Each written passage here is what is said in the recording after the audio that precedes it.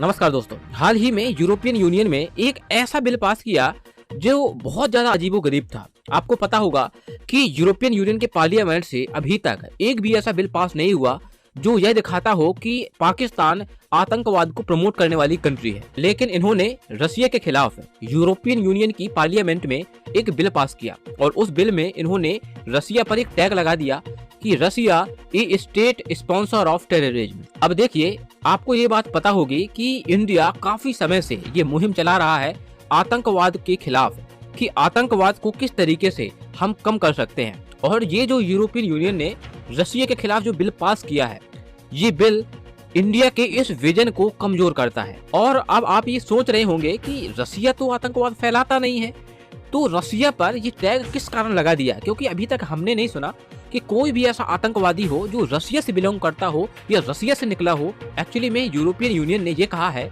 कि रसिया जानबूझकर यूक्रेन में हमले कर रहा है, वहाँ के जो सिविलियन हैं उनको मार रहा है, वहाँ के इंफ्रास्ट्रक्चर को डैमेज कर रहा है और इस तरीके से वहाँ के जो नागरिक हैं वो बहुत ज़्यादा भयभीत है। और देखिए, ये बात सच भी है क्योंकि रसिया ने जिस तरीके से यूक्रेन पर अटैक किया और वहाँ की जनता इतनी ज़्यादा भयभीत हो चुकी है कि अभी तक यूक्रेन की जो आबादी है, जो वॉर से पहले थी, वो लगभग 4 करोड़ की थी यूएन के एक रिपोर्ट के आधार पर। लेकिन अब इस समय यूक्रेन की जो आबादी है वो लगभग 3.5 करोड़ के आसपास बची हुई है और इन दी फ्यूचर ये और भी ज़्यादा कम होने वाली है। और एक एस्टीमेट के मुताबिक यूक्रेन की जो आबादी है वो लगभग 2 करोड़ 2.5 करोड़ के आसपास हो सकता है कि रह जाए।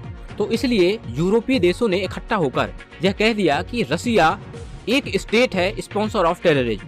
और देखिए, ये जो यूरोपियन यूनियन ने रसिया पर ये टैग लगाया है, इसका कुछ खास इम्पैक्ट होने वाला नहीं है रसिया पर, क्योंकि यूरोपियन यूनियन सिर्फ कंट्री पर एक टैग लगा देता है, उसके खिलाफ एक बिल पास कर देता है। लेकिन सैंक्शंस की बात जब आती है तो यूरोपियन यूनियन सैंक्शन नहीं लगाता है, ये छोड़ देता है वो यूएसए पर। और इस बार भी ठीक ऐसा ही हुआ है। और जब ये बात यूएसए पर पहुंची है और यूरोपियन यूनियन कोशिश ये कर रहा है कि यूएसए के पार्लियामेंट से भी इस बिल को पास करा लिया जाए और रसिया पर यूएसए की तरफ से एक टैग लगा दिया जाए कि रसिया एक स्टेट है जो टेररिज्म को प्रमोट कर रहा है।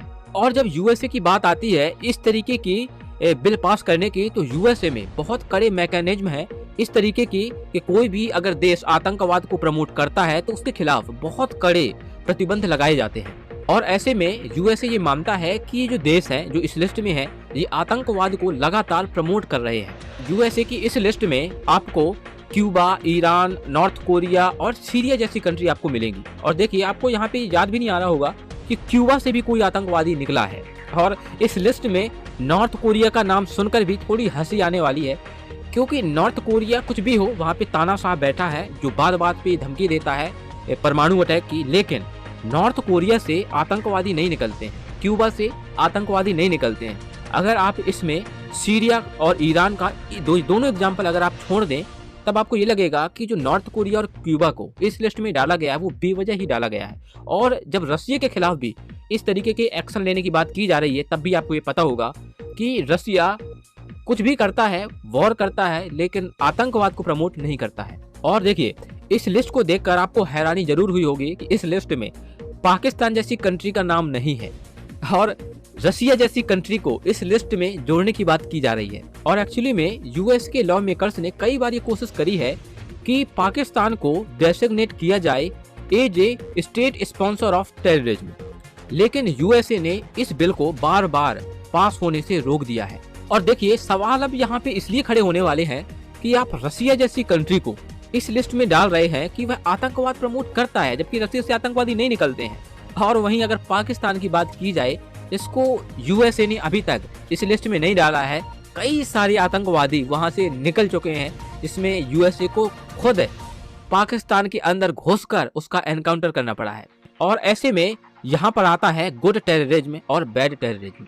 और इसकी इंडिया ने कई बार निंदा की है कि देखिए, न तो गुड टेररिज्म होता है, ना बैड टेररिज्म होता है। टेररिज्म, आतंकवाद, सिर्फ आतंकवाद होता है। और देखिए, यूएसए और यूरोपियन यूनियन को जब भी लगता है कि ये जो कंट्री है ये हमारे इंटरेस्ट में है, तो ऐसे में ये उस कंट्री के खिलाफ कोई एक्शन नहीं लेते हैं। और जब भी इनको ये लगता है कि ये जो सामने वाला कंट्री है इससे हमारे इंटरेस्ट हर्ट होते हैं, तो ऐसे में ये कोशिश करते हैं कि उस कंट्री को इस लिस्ट में डाल दिया जाए। और यूएसए जब भी किसी कंट्री को इस लिस्ट में डालता है तो उसके खिलाफ बहुत कड़े सैंक्शन लगाए जाते हैं। देखिए, इस समय आपको पता होगा कि नॉर्थ कोरिया और ईरान की जो अर्थव्यवस्था है बहुत ज्यादा डगमगाई हुई है, क्योंकि यूएसए ने इन दोनों कंट्री को अपनी इस टेररिज्म वाली लिस्ट में डाल रखा है।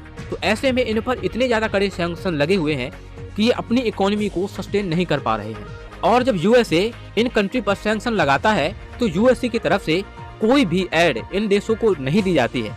और ऐसे में यूएसए ये पूरी कोशिश करता है कि ये जो देश हैं इन देशों से कोई भी ट्रेड ना करे, जो भी ट्रेड हो रहा है उस ट्रेड को भी खत्म किया जाए। और ऐसे में रशिया की तरफ से जवाब ये आया है कि यूरोपियन यूनियन ने इस बिल को पास किया है तो उस पर कोई इम्पैक्ट नहीं पड़ने वाला है हम पर, लेकिन अगर यूएसए इस बिल को पास कर देता है तो ऐसे में यूएसए और रशिया के जो रिलेशन बचे हुए हैं वो रिलेशन पूरे के पूरे खत्म हो जाएंगे। और देखिए, यूएसए भी इस बिल को पास करने से पहले परहेज कर रहा है। उसका कारण ये है कि अगर इस बिल को पास किया जाता है तो इंडिया और चाइना जैसी कंट्री को जो रशिया के साथ रिलेशन बचे हुए हैं उन रिलेशन को भी तोड़ने के ऊपर दबाव बनेगा। और यूएसए ये बहुत अच्छे से जानता है कि जो दोनों देश हैं ये इस बात को नहीं मानने वाले हैं और डायरेक्टली यूएसए के इस जो बिल को पास करेंगे रिजेक्ट कर देने वाले हैं। तो ऐसे में यूएसए ये कोशिश कर रहा है कि इस बिल को पास न किया जाए। और देखिए, यहाँ पे इंडिया और चाइना जैसी कंट्री को, और ये भी आप मान सकते हैं कि और उनकी सहयोगी कंट्री को यूएसए के सामने ये बात रखनी होगी कि आप ऐसे में रशिया को इस लिस्ट में नहीं डाल सकते, क्योंकि रशिया से आतंकवाद नहीं निकलता है। अगर पास्ट में देखा जाए तो बहुत सारे देशों ने युद्ध लड़े हैं, तो उन सभी देशों को एक इस लिस्ट में नहीं डाला जा सकता है। और देखिए, इंडिया को यहाँ पर एक स्टेप आगे जाकर यूएसए के सामने ये बात रखनी चाहिए कि आप रशिया जैसी कंट्री को इस लिस्ट में नहीं डाल सकते हैं, क्योंकि जिन कंट्री से आतंकवाद आ रहा है आप उन कंट्री को इस लिस्ट में डालते नहीं है, आप ऊपर से उनको मिलिटरली हेल्प भी करते हैं। और ऐसे में होगा ये कि आतंकवाद की जो परिभाषा है वो बहुत ज्यादा धुंधली हो जाएगी और इसका फायदा मिलेगा फिर पाकिस्तान को। और दोस्तों, वीडियो अगर आपको पसंद आया हो तो लाइक कीजिए और जियो पॉलिटिक्स रिलेटेड न्यूज देखने के लिए आप सब्सक्राइब कीजिए। मिलते हैं नेक्स्ट वीडियो में। जय हिंद, जय भारत।